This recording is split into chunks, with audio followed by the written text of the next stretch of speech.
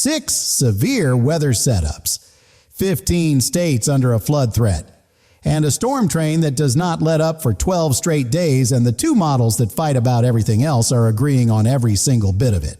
Wednesday, March 4th is already rated a 2 out of 5 on the Storm Prediction Center's severe weather scale, and that number has nowhere to go but up before tomorrow morning gets here. And here's the thing that genuinely stops me cold every time I pull up these maps. The European model and the GFS2 systems that can't agree on what day it is. Half the time are both locked onto the same brutal pattern through at least March 15th. Which means this is not a one-week problem. This is the new normal for the next 3 weeks running. Stick with me through the 6-minute mark, because that's where I'm dropping the one number from the temperature anomaly maps that explains exactly what your city is staring down through the first 2 weeks of March, and it's a number that most weather coverage is tiptoeing around right now. Real quick before we dig in, drop your city in the comments right now, because the area with the most requests gets its own dedicated breakdown in tomorrow's video. And I go through every single comment myself, every day, no exceptions. A storm system is pushing wintry precipitation through West Virginia as we speak and climbing toward southwestern Pennsylvania, and for folks in eastern and central Pennsylvania. Your Tuesday 7 a.m. commute is already a problem that's just waiting to happen. Eastern Pennsylvania is looking at straight-up snow, but central Pennsylvania gets the nastiest mix on the board rain. Snow, sleet, and freezing rain all fighting each other for control of the road surface at the same time. And that exact combination is what catches the most drivers off guard every single time. Then Tuesday afternoon, rolling into Tuesday evening, Hartford, the Boston Metro, Portland and Augusta, Maine, those heavy wet snowflakes show up right during the evening commute. And let me tell you, 1 to 3 inches on untreated pavement is all it takes to turn a regular Tuesday into a stay-home night. And here's the thing that matters way more than the snow totals themselves. Right now, the Northeast is already sitting on top of one of the heaviest snowpacks in a generation from the blizzard of 2026, and every extra inch of ice or wet snow loading onto that existing pack is putting weight on roofs, gutters, and tree limbs that are already pushed to their absolute limit.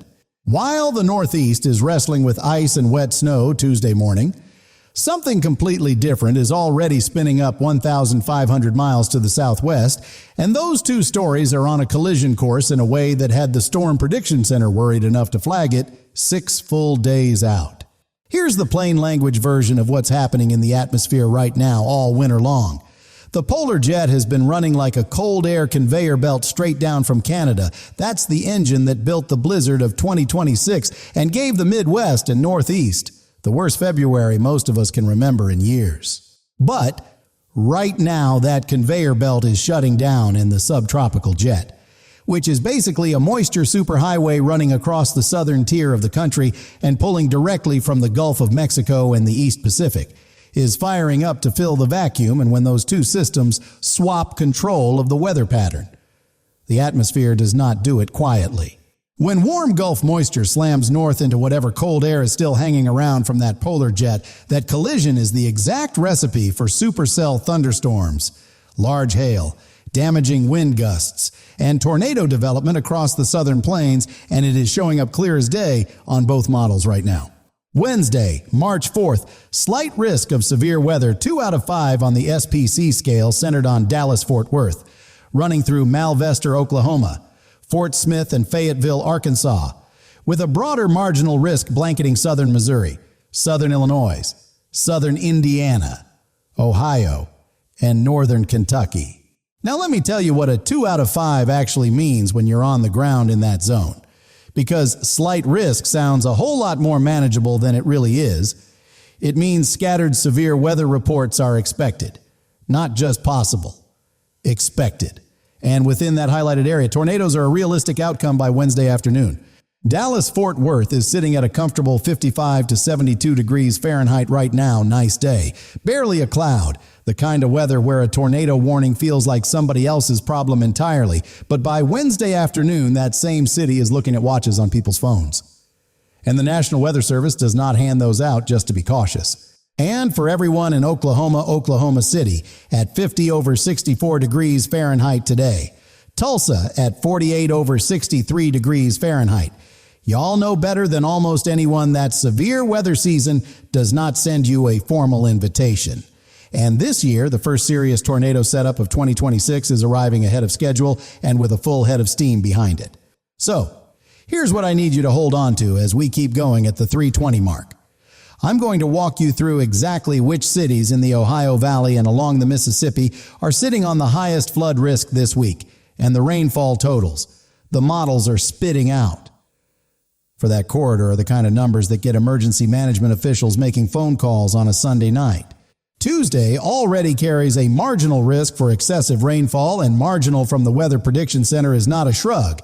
It means flooding is actively being flagged, not just theorized, covering eastern Missouri, downstate Illinois and Indiana, Ohio, and West Virginia.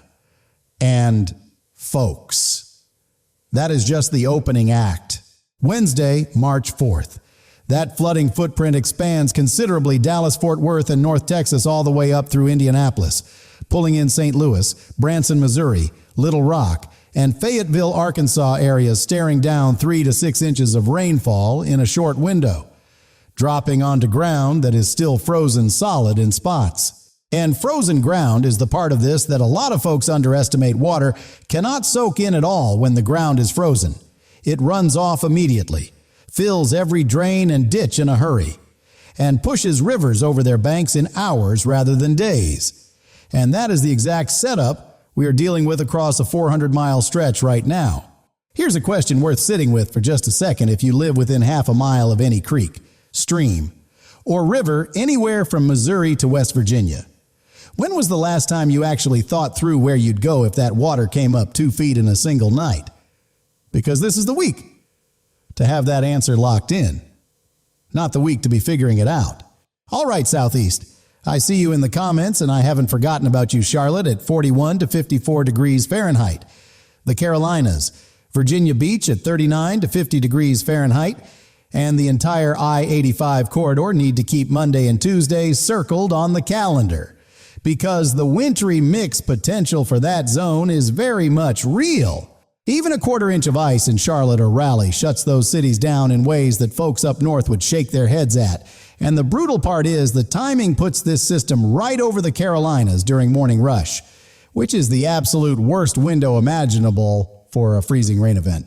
Now here's a twist in this pattern that most of the coverage is sleeping on completely, because while the South is dealing with severe weather and flooding, the northern tier is staring at a snowfall threat from the models that is frankly stunning.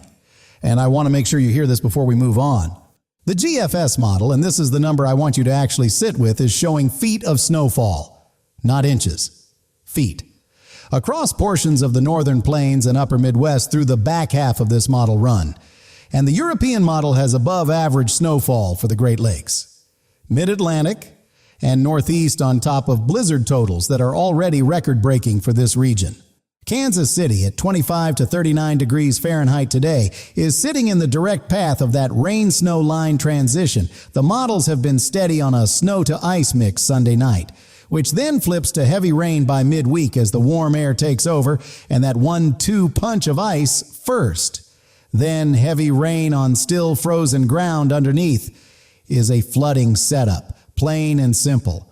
Louisville at 32 to 45 degrees Fahrenheit is right at that razor-thin margin where 2 degrees in either direction is the difference between manageable snow and a black ice nightmare, and the Ohio River has been running higher than average all winter, which means there's very little buffer left in that river system before the banks start making decisions for everyone downstream. Cincinnati at 30 to 41 degrees Fahrenheit, Columbus at 25 to 37 degrees Fahrenheit, Indianapolis at 21 to 34 degrees Fahrenheit. All three of you are in that same corridor where the ice risk Sunday into Monday morning flips directly to a flooding threat by Wednesday, meaning you're looking at two completely different kinds of dangerous weather events inside a 72-hour window.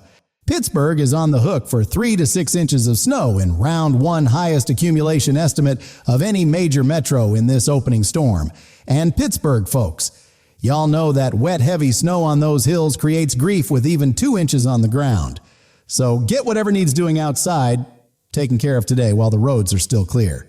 Here's what both models are agreeing on for the second half of this stretch. The warmth peaks somewhere between March 5th and 8th, and we're talking temperatures running 20 to 30 degrees above normal across the eastern U.S., meaning 70s and 80s in cities that are normally sitting in the low 50s in early March, and then a hard cold front comes crashing back through. And here's the severe weather angle that ties the whole back end of this pattern together. Wednesday, March 11th.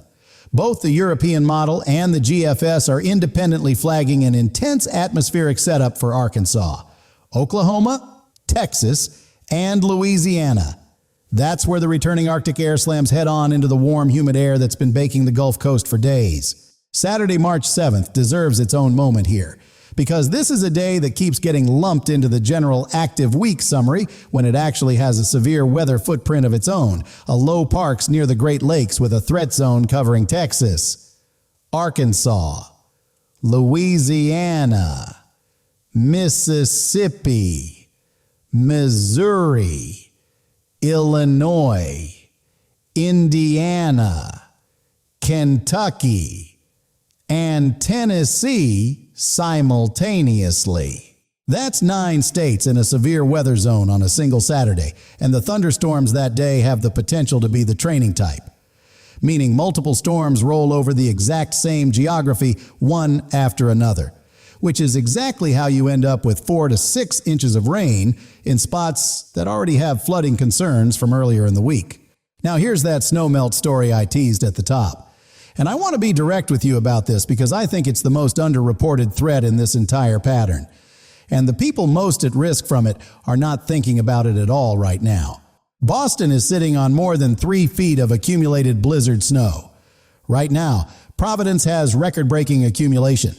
New York and Philadelphia are still buried, and when temperatures run 15 to 20 degrees above normal for 5 to 7 straight days on top of all that pack, what you've got is a water volume problem that the drainage systems were not built to handle. Here's the way I want you to picture it. Every single inch of snow on the ground holds roughly 1/10 of an inch of liquid water, which means 3 feet of snowpack is 3 to 4 inches of water just sitting up there waiting.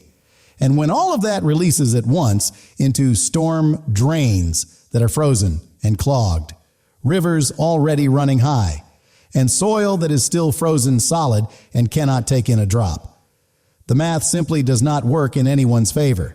If you have a basement anywhere in coastal New England, the Hudson Valley, or the Delaware Valley, right now is the time to check that sump pump, clear your drains, and know where your shutoff valves are, because the melt flooding from this snowpack has real potential to hit neighborhoods that never saw so much as a puddle from the original blizzard. Seattle at 43 over 50 degrees Fahrenheit with its steady Pacific rain. Portland at 41 over 52 degrees Fahrenheit. The entire Pacific Northwest is getting hammered by atmospheric river moisture that's stacking serious snowfall into the Cascades. And both the Euro and GFS are locked in agreement that the Rockies and Cascades are looking at an excellent snowfall run through mid-March if you're a skier. This is your moment. California, right now, LA, at 54-66 degrees Fahrenheit. San Diego at 52-64 degrees Fahrenheit. San Francisco at 46-59 degrees Fahrenheit. You're in a calm stretch. But here's the thing, the El Niño signal that's developing in the Pacific is going to keep funneling storm after storm across the Golden State through the back half of March. And Southern California specifically is finally going to start seeing the drought relief that's been overdue for months. Florida, Miami at 72 to 82 degrees Fahrenheit. Tampa at 68 to 81 degrees Fahrenheit. Orlando at 66 to 81 degrees Fahrenheit. Jacksonville at 64 to 79 degrees Fahrenheit. Hands down the best weather in the lower 48 right now. And nobody deserves it more after watching the rest of the country get beat up all winter.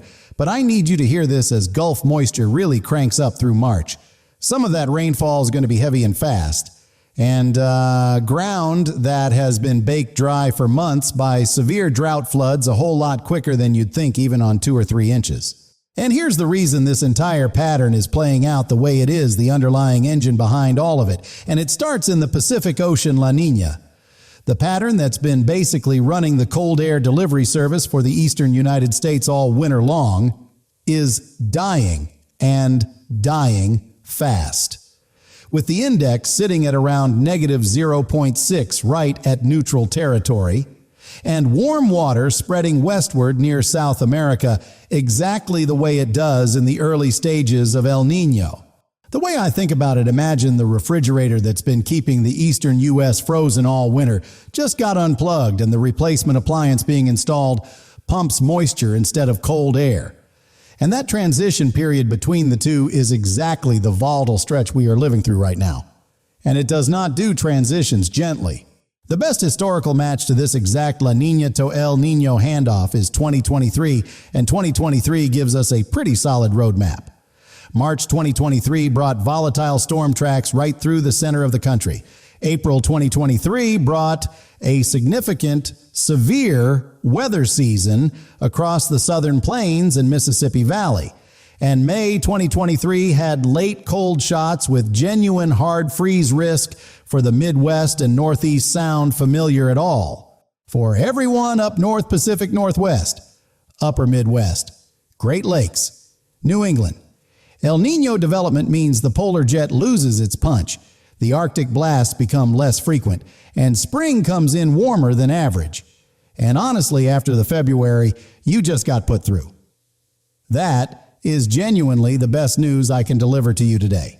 But for the southern tier, Florida, Texas, Arkansas, all running severe to extreme drought right now, El Niño is the drought buster you've been waiting on for months, driving storm after storm across the southern states. And the pattern we're watching spin up this week is actually the beginning of that long overdue relief. It just arrives with severe thunderstorms and tornado watches attached, which is a complicated kind of gift. Here's the number I promised you at the top of this video. The one from the temperature anomaly maps that most forecasts are glossing over because it sounds almost too extreme to say out loud. And this is the number that explains what your city is actually staring at through the first 2 weeks of March. 30 degrees above normal, not a typo. Not an exaggeration, the European model is showing temperature anomalies of plus 30 degrees Fahrenheit or greater across the mid-Atlantic and Northeast right before that cold front crashes through around March 12th, which means if your average high in early March is 45 degrees Fahrenheit. The model is showing 75-degree highs running for several days straight. And here is why that warm-up is not actually the good news. It sounds like 30 degrees above normal in early March does two things. At exactly the same time, it destroys the snowpack and releases all that stored water at once into drainage systems that simply cannot handle the volume. And it builds the intense warm air mass at low levels that turns into severe weather when the cold front finally arrives, so the warm-up is not a break. It is the setup for the next dangerous event. All right, so what do you actually do with all of this? Let's go region by region right now with something specific for where you live. Northeast tonight and into tomorrow, your primary hazard. Tuesday morning is ice and wet snow on top of an already maxed out snowpack drive, like every surface is worse than it looks. Because it probably is. And those roads that got salted after the blizzard have not had nearly enough time to fully recover underneath. If you're in the Ohio Valley, Indiana, Ohio, Kentucky, your 2-event window is Sunday night into Monday morning for ice, then Wednesday for flooding rain. And those two things are arriving back to back with almost no breathing room in between. That's 2 separate preparations in under 72 hours, and the second one is worse. If you're in North Texas, Oklahoma, or Arkansas, Wednesday afternoon is go time for situational awareness. Know where your nearest solid structure is. Get your weather alert app running with push notifications on. And understand that this setup has enough energy for actual tornadoes, not just garden variety severe thunderstorms. If you're in the Mississippi Valley, Missouri, Illinois, Indiana, Western Kentucky, the flooding is coming in 2 waves, the first one Tuesday into Wednesday from the initial storm, and the second one Friday through Saturday from training thunderstorms dropping another 2 to 4 inches right on top of ground that's already soaked from round 1. If you're in the South Tennessee, Mississippi, Alabama, Georgia, South Carolina, you're in the transition zone this week, which means you're going to experience winter weather, then a severe weather threat, then a dramatic warm-up, all squeezed into about 96 hours, and your specific severe weather windows are Wednesday into Thursday and then again on Saturday. And the city temperatures right now for everyone checking in: Minneapolis 14 over 27 degrees Fahrenheit, Chicago 23 over 36 degrees Fahrenheit, Detroit 19 over 32 degrees Fahrenheit, Kansas City 25 over 39 degrees Fahrenheit, Wichita 38 over 55 degrees Fahrenheit, Dallas 55 to 72 degrees Fahrenheit, Oklahoma City 50 to 64 degrees Fahrenheit, Boston 25 to 37 degrees Fahrenheit on 3+ feet of blizzard snow. New York City 30 to 40 degrees Fahrenheit, Philadelphia 32 to 45 degrees Fahrenheit, DC 36 to 46 degrees Fahrenheit. Take a look at where you fall on that list and picture where you're going to be by this time next week. What's locked in and not changing? Severe weather. Wednesday, March 4th, across the southern plains and lower Mississippi Valley that's happening, and the flooding rain threat Tuesday through Thursday across the Ohio Valley corridor that is also happening. Those two events are not in question, regardless of how the back end of this pattern resolves. Here's the one thing I'm asking you to do right now before you close this video. Go set your county level weather alert on your phone, not just the app notification, the actual NWS alert for your specific zip code. Because the difference between a 45-minute tornado warning and a 10-minute tornado warning is very often just whether somebody set that up ahead of time. Ring that notification bell right now, and I mean this as a practical safety tip, not a channel growth ask, because when the Wednesday tornado risk gets upgraded or that Ohio Valley flood warning drops in the next 24 hours, you want that alert hitting your phone before it's already raining sideways outside your window, not 10 minutes after. Here's the preview of what tomorrow's video is going to nail down that today's simply can't. By tomorrow night, the models will have locked in exactly where that Wednesday severe weather corridor lands, whether Dallas-Fort Worth takes the worst of it or whether the heaviest action shifts north into Oklahoma and Arkansas. And for anyone in that zone making calls about Wednesday's plans, that specificity is going to matter enormously. Tomorrow's update also pins down the flooding rain totals for the Ohio Valley, whether we're talking 2 to 3 inches or whether some spots are looking at 5 to 6 inches from the training thunderstorm scenario, and for anyone living near a river or creek in Indiana, Illinois, or Ohio. The difference between those two numbers is the difference between a heads up and an emergency. Stay weather aware. Stay a step ahead of this thing. Drop your city in the comments right now, because this pattern is moving fast. It is asking more of your attention than a normal early March week has any right to ask. And being informed 24 hours ahead of each of these events is exactly what separates prepared from caught completely off guard.